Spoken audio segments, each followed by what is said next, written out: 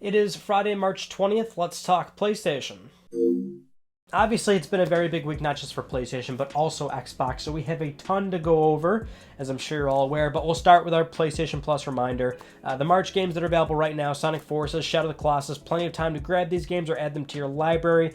We also have some smaller news stories. We'll kick these off real quick. The PlayStation Communities app on your smartphone, that is getting turned off. The service will be cut off from there. Communities aren't over, but just the smartphone app is being disabled. I just checked my app. It still works, but I would suspect that once it's rolled out to everybody, you won't be able to access it from your smartphone, which I'm fine with because I don't like how they unbundle multiple features and services on different applications. Right now for PlayStation, there's 3 separate apps, which is kind of annoying. Next up, that Uncharted movie. Guess what? Yep, it was pushed back, which I had noted, hey, like, filming's actually starting unless coronavirus delays it.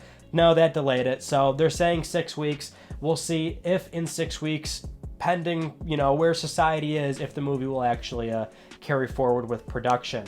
Final Fantasy VII Remake. They're letting you know that the game is still coming out as scheduled, April 10th, but basically manufacturing delays might happen with physical copies of the game, so it'll be on the storefront, but all orders, physical, might not be fulfilled at retailers or any orders that you have from Amazon or what have you.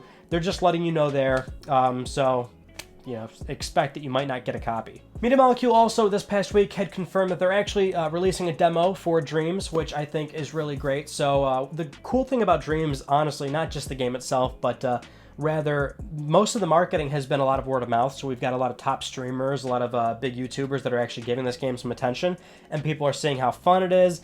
And then people see that, oh, this is a budget game that has released at $40. So the exposure is actually great, which I love. But a demo also really helps as well. So it lowers that barrier of entry. If you want to try Dreams, there will be a demo free very soon. Now we can get to the road to PlayStation 5, Sony's hour-long technical deep dive that they held on Wednesday. Most of you have probably seen this or are aware of it. If you're subscribed, you saw our recap and impressions that we did on Wednesday right after the event. If you didn't see and you want a quick recap, there's that video. You hear most of the information in 4 or 5 minutes rather than an hour. But the actual news story that we'll start off with here is that, the video sits currently at 11 million views on YouTube, which is an incredible amount of engagement. That's a lot of people, a lot of eyes on PlayStation. But the like to dislike bar, pretty sizable. So likes 270 some odd thousand, but dislikes are sitting at around 100,000. So it's quite notable that people weren't really thrilled with this, understandably. And, the more I think about this, the more I kind of think, well, this was probably a lose-lose scenario for Sony on their part, because people are so excited for PlayStation 5 news, but inherently I think most people just didn't really get that this was meant for developers. And so if we look at both ways that Sony could have handled this, if they had only shown this to developers, sent out a link to them, did some sort of weird webcast where it wasn't meant to go publicly, obviously it would have got out at some point. People would have heard the teraflop number. People would have thought that Sony was hiding it, right? They would just, the conversation would instantly shift there. So instead it was made public. Here's this PS5 presentation. Here's the road to PS5. They even did the right thing, really, in relation to doing the presentation. The very first 60 seconds, Jim Ryan says, "We're sorry we couldn't be at GDC. We planned for GDC for this presentation." Here's Mark Cerny. Mark Cerny comes out, "Hey, we can show you more PS5 games at a later date, but right now we're going to talk about the inner workings of PlayStation 5. They did all the right things there, but of course people still didn't really get that and kept watching the presentation, being bored out of their mind. And then clinging, of course, to the teraflop number. We'll get to that in a second. But to be honest, this was kind of a lose-lose scenario, I think, on Sony's part. Admittedly, what they should have done was just not done this. Considering GDC wasn't a thing anymore, just not do this talk at all, because do a consumer-facing event first. That's the real sticking point here, is that Microsoft on Monday sent out their specifications, but they did it in a consumer-friendly way, which is they've done video presentations. They worked with YouTubers, Austin Evans, of course Digital Foundry got access, but they got to do videos on it. That's the problem right now with Sony's deliverance on PS5 news, is that it's news, but nothing's visual, and that's what I think is really starting to frustrate people. But the flip side of this, and it's kind of the point I've been making for a little bit now, 11 million views for what is not even meant for consumers. As amazing as Series X sounds, and we'll get to that because it really does sound really good. Just PlayStation has that consumer mindset right now. It has the consumer mindshare. It's incredible that this thing pulled off 11 million views whereas the metrics on a lot of Microsoft stuff right now just isn't even close. I think Austin Evans' video is creeping into the 4 million view. Probably it'll reach 5 million. But you can look at, you know, retweets on Twitter. You can look at likes on Twitter. It's just kind of nuts how much of a lead Sony has in terms of this brand and leadership. This is why I'm kind of saying PS5 has to do really, really bad in order for it to not once again be the market leader going to the next generation. I know that's so early to say, but kind of unfortunate for Microsoft, because as great as their platform sounds right now, I still think they're probably facing a slight uphill battle. But, you know, there's still more conversations to be had regarding that. So let's talk about backwards compatibility, because obviously this one has been pretty difficult to understand. Initially, the broadcast kind of went out. People heard, oh yeah, PS4 can play all these games, but when you start to really listen to what Mark says and then read a follow-up on the PlayStation blog, it's actually very unclear just how much support for PS4 there is in terms of backwards compatibility on PlayStation 5. So verbatim on the broadcast, Mark Cerny had said, "We recently took a look at the top 100 PS4 titles as ranked by playtime, and we're expecting almost all of them to be playable at launch on PS5. Now, the context here is that prior to this, he was talking about the boost mode on PlayStation 5. So basically, some of these games are experiencing better performance on PlayStation 5. So people took that as the top 100 games are experiencing boosted performance, and those are the games that they're testing, but people are assuming that the whole library still works. Then you had the PlayStation blog come in, and the PlayStation blog had written this: "Lastly, we're excited to confirm that backwards compatibility features are working well. We recently took a look at the top 100 PS4 titles as ranked by playtime, and we're expecting almost all of them to be playable at launch on PS5. With more than 4,000 games published on PS4, we will continue the testing process and expand backwards compatibility coverage over time." So here's the thing, and I can't give you a concrete answer because I'm not Sony, but I can give you my interpretation, and I can give you my fair warning, which is, well, I'm looking at this as a worst case scenario, and considering the PlayStation blog update, which came after the presentation, it's very much reading to me like the top 100 games is what's supported, whereas the 4,000 plus library of PlayStation 4 is what would be a slow, not slow, we don't know how fast this will be really, but that will be the gradual rollout of support. So that's how I'm reading it. Boost mode aside, or any increased performance on PS4 titles aside, to me the context reads plainly that you're not going to get a full support of the library, right? I think the PS blog was kind of damning in that evidence, where it says at the end, with a full catalog of 400, we will slowly be expanding this. And I think this is them actually being transparent, honestly. Otherwise, they would just say everything's supported, right? I think they would have a more clear answer if they knew that every single game was going to be supported. The first statement we had from Jim Ryan is that he was confirming with the team if they can secure full compatibility. Initially, that was interpreted as like maybe some games with peripherals might not work, or some games that just, you know, for some reason or another don't necessarily translate all that well. Now it's reading like a vast majority of the PS4 library won't work. So that's how I'm reading it, and I'm warning most of you, take it like that for now so you don't set yourself up for disappointment like most people thought PS1 and PS2 and PS3 backwards compatibility is going to get announced at this event, which is ridiculous. The big takeaway here is we need more context, and we absolutely need Sony to clarify what exactly this means. It seems, for the most part, pretty clear to me, but obviously there's still a lot left to interpretation, so, and people still don't really get it either. So send out a clear message, but that will be on Sony's terms. They're not going to do it right away. I can guarantee you this is going to be up for debate for quite a while until Sony wants to tell us more, which, let me dial back. The PS1, PS2, PS3 backwards compatibility. Most people know now 3 is kind of the oddball out. 3 might be a substantial problem. It may never come. If they were to explore it, that would honestly be an incredible feat. 1 and 2 emulation, I've always said, absolutely possible, totally something that they could do. If they're exploring something like that, this is not the place for it. It's GDC. This was an open discussion to developers. If you watch that thing with, you know, gears breaking in your head, there's a reason for that, because it wasn't really meant for you. They're not there to announce features. They're there to announce like SDK features, but not consumer features. So if they're doing something like that, this is not the place. But the fact that they're wording the PS4 compatibility, the way that they've, talked about backwards compatibility in the past, it seems very clear to me that this is just not something the company is putting a lot of stock in right now. They're not putting a lot of resources or time into. They are just working on PS4, which is their outgoing, very successful platform, and unfortunately that's it. So I am warning you all, expect a worst case scenario right now in relation to backwards compatibility. Whenever we hear anything, I will be the first to update you on that, and we'll talk more about that when that time comes. But anyway, like I just said, on Monday, Microsoft revealed their specs, their information. I always think it's important to go over them, so let's kind of do a quick bullet point of some of the news that they dropped and draw some comparisons and similarities. They demoed the save states, basically running multiple games at the same time and swapping over very quickly using that SSD. 4 Xbox One S games were demonstrated, but the minimum of what they can do is 3 Series X games can be saved at a minimum. You can turn off the system, you can do a full reboot, and the games will still be exactly where they were. Gears 5 was ported in 2 weeks unoptimized. The performance was similar to an RTX 2080, which is incredible. Gears 5 will be part of Smart Delivery, so if you own it today, it's free on Series X. Expandable storage is available. Microsoft has partnered with Seagate for their proprietary SSD modules. They look a lot like memory cards, so I think it's kind of ironic but also cute that these things will slide right in the back like memory cards. Get expandable storage that way, but it is proprietary, and they're going with one partnered manufacturer, so that's going to be interesting about the pricing scheme there.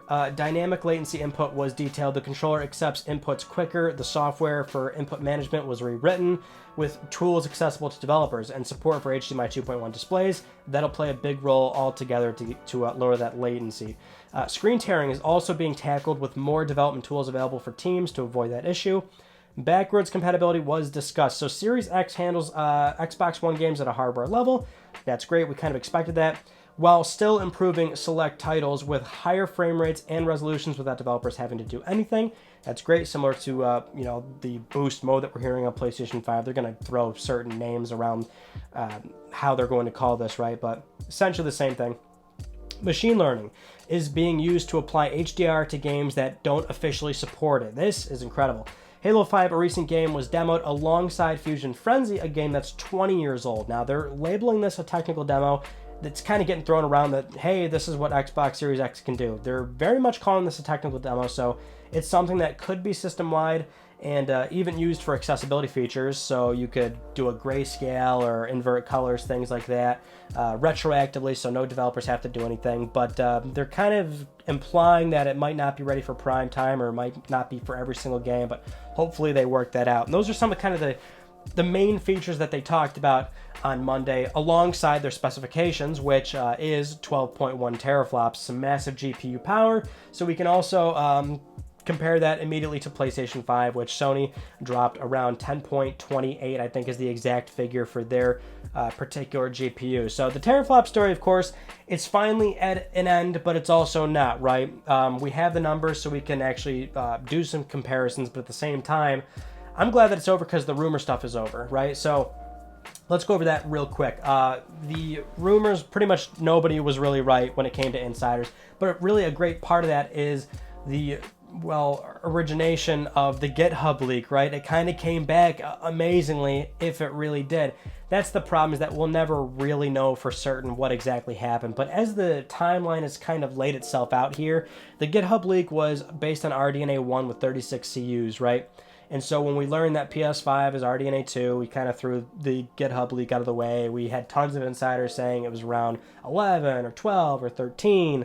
The Tommy Fisher one came back for a little bit because he nailed the Series X GPU, right? But it appears as though Sony had something being built for 2019, potentially PS5 releasing or being aimed at a much earlier launch date. Then they kind of, more or less kept the same CU count, moved to RDNA 2, and obviously because it's the same CU count, they push the frequency much higher, which the frequency is really high, like over 2 gigahertz, right? Which is kind of unusual, and so it's left a lot of people to be concerned that PlayStation 5, even though it's variable, it's a variable frequency, which is also a bit foreign to consoles. that is the point of contention. So basically the way that Sony detailed their CPU and GPU is that they can't run at those speeds at the same time, right? What they were quoting. It's a variable frequency, which basically means that at any certain point, you're never going to get the max speed on both of them. One will be a little bit under to possibly account for the other one being at its max frequency. The thing that we can take away here is that the 10.3 teraflop number isn't entirely accurate because it will actually run a little bit lower than that. Cerny claims that for the most part it will run close to the max speed the entire time because PlayStation 5 is based on a consistent power consumption rate, more or less, right? Whereas today we have a fluctuating amount of power going to our hardware, and that's what makes your fan speed kick up really loud when you're playing a game that's very intensive and requires a lot of that power consumption. Sony kind of flipped the script this time around where the power is constant and the frequency is going to change based on the game, and developers are going to have to work around that basically. And that could potentially be a bottleneck, but maybe not quite, because that's the other part of this story, is that the thing about GDC, and the thing I've been saying for the longest time, you guys know I've been preaching this for quite a while. It's not because of after this event. I've been saying it for a bit now, which is the SDK and the tools are what are really important for console development. You know, these are closed boxes. Developing on a console is resource management. And so teraflop, the teraflop number is never really a 100% accurate thing to say, boom, this thing is the end-all be-all way to judge this console, right? Now, we're not going to sidestep it. Series X, actually, if you line them up to PS5, it's got a more beefy GPU, a more beefy CPU. They're running at a constant frequency, which, interestingly, Microsoft on Monday made it a huge sticking point to constantly tell Digital Foundry, this is a locked frequency. It's going to run these frequencies the entire time, which kind of implies that they totally knew Sony was going with a variable frequency. So that is an interesting dynamic as well. There's really nothing we can go on that other than that they probably knew and they wanted to get that out right away. Their RAM is running at a faster consistency, but now we do know that the PlayStation 5's SSD is dramatically faster. So we weren't really sure how fast. It's actually more than double, which is a lot. It's actually so fast that that in and of itself is a news story we're going to be talking about. The PlayStation 5 SSD really was as fast as they said it was even 6 months ago in 2019. So we learned that you can put any SSD you want in, well, not any SSD. It's actually user upgradable. We were so worried that these things would be proprietary. Well, it will be on the Microsoft side. It won't be on the Sony side, despite it being this quick. It's so fast that you cannot buy a consumer drive right now for a PlayStation 5. You just can't. The speeds aren't there yet. And so you actually are going to have to wait for Sony to tell you what drives will be compatible. There'll be third-party drives. They'll be from other manufacturers. But Sony will have to curate a list of saying this drive's compatible, it has enough speed, it will fit, because there's no standardized dimensions for M2 SSD drives. So you'll have to be very careful in terms of picking your drive for your PS5. But thankfully, other manufacturers can come in and offer a new drive. Now, I'm sorry, this is all over the place. News stories everywhere. Back to the teraflop thing. As I've mentioned, you know if you've been watching the channel for a little bit now, I've been saying for the longest time, it does not matter which one's more powerful. And I was saying that when tons of rumors were pointing towards PS5 being more powerful. The teraflop number, not accurate to look at. It's all about the SDK and those advancements. And that's what we are actually already hearing with a lot of developers. So as funny as it is to see so many people that are just regular game fans discuss how, the Series X is more powerful, PS5 has the faster SSD. At the very least, the people that make your games are chiming in. Jason Schreier, for example, on the Split Screen podcast was discussing how right after the event he was receiving text messages from developers saying it sucks that Sony didn't convey the message properly because what they had released sounds incredible. All those APIs that we can use sound great. It's actually a lot better than Series X in certain areas. And that's the big thing. That's the big conclusion that we can draw from here. Even if you look at straight numbers, they're closer together than they were from, say, Xbox One versus PlayStation 4, right? That was actually a very wide gap. And as wide as that gap was, the worst case scenario was you were seeing lower resolution or lower frame rates on Xbox One, but it was still highly dependent on a number of factors because, again, the nature of console development is all this resource management, right? And so I'm not going to sit here and tell you the SSD just saves PlayStation 5. it is a, on paper, weaker platform, but it really depends on what the scope of the game looks like, what developers want to do with it. Another great example is 360 versus PlayStation 3. PS3 was more powerful on paper, but developers did not really understand how to use those SPUs all that well up until the later life cycle. It's very important to talk about the advancements and features that will be available in that SDK, right? And so that's what Cerny was really getting into, and that's why he even went as far to show, you know, a map of Jack 2 and explaining this is why Jack 2 was made the way it was. Here's a level design that has this arbitrary mountain path that you have to walk around. You know, we can avoid these things. We can, you know, it's beyond the load times. And that's what I've been saying too for the longest time. If you've been watching for a while, you know, I said I don't care as much about the power as I do about the fact that SSDs are the new standard. And so it's great that Series X has it. It's great that PS5 has it. Unfortunately, though, third parties won't be able to go too crazy in terms of utilizing the extra speeds on PlayStation 5. So, unfortunately, it really will boil down to faster load times, faster boot times on PS5 versus Series X, and it might be very small, minor differences. Most developers can still, you know, utilize the bare minimum, but they're not going to be able to utilize, say, the extra 2 times speed on PlayStation 5. That's where you would see Sony's first party really try to master that scope of it right and really see how they can flourish with it. And that's really always been the case when it comes to exclusives. They have more access to the hardware. They can really explore it in all these different ways where they don't have to cater for multiple platforms. So that's what we're looking at right now. It remains to be seen in terms of how this will actually affect games when it comes to Series X's higher CPU and higher GPU, right? You could, and I totally expect at some point there will probably be a game that comes out, maybe a handful of games that will run at that full native 4K 60 or even 4K 120 on Series X, whereas that might not be the case on PlayStation 5. It could very well be a reality. I'm not going to sugarcoat it. If that's important to you, then Series X might be the way to go, which is why these things are actually more different than I expected, honestly. So that was something that I kind of didn't see coming. These things initially seemed so similar that there really wouldn't be any differences, and the conversation would finally just go to, you know, what has the best software, what is the best services, the best UI features. But when you look at both presentations here, unfortunately Sony's not doing any consumer-facing events just yet, so there's still so many unknowns with PlayStation 5. But Microsoft putting so much effort into backwards compatibility. There's no doubt about it. I mean, it's incredible what they're doing. I love how they're approaching that. They're also doing a lot more demonstrations with ray tracing, for example. We know it's on PS5, but they're talking about it a lot more, plus variable rate shading, which Sony has not talked about at all. Microsoft is spending a lot of time talking about their dynamic latency and how they want to get that down as quickly as possible. They detailed SDK stuff, right? They were explaining this is what's built into the SDK for lowering your latency in your games. That's a tool for developers, right? That's the key difference here.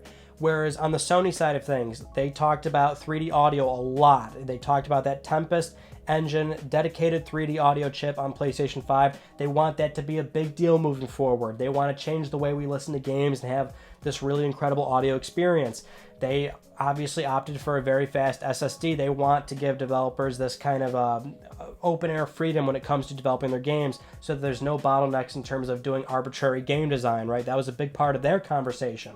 You have to look at what both these companies are saying and realize the direction they want to go for certain areas. It's very obvious Sony is not putting as much resources into something like backwards compatibility as Microsoft is.